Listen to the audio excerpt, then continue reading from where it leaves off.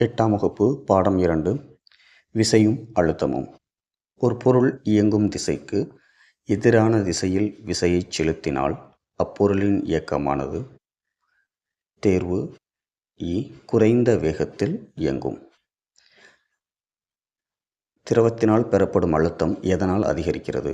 Option C. அ மற்றும் ஆ. அழுத்தத்தின் அலகு அ மற்றும் ஆ. கடல் மட்டத்தில் வளிமண்டல அழுத்தத்தின் மதிப்பு ஆப்ஷன் ஆ 76 சென்டிமீட்டர் பாதரச தம்பம்.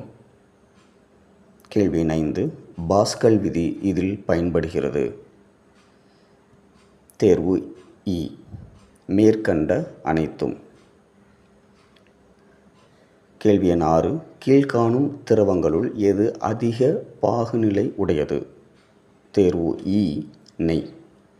பாகுநிலையின் அலகு தேர்வு ஆ. பாய்ஸ்.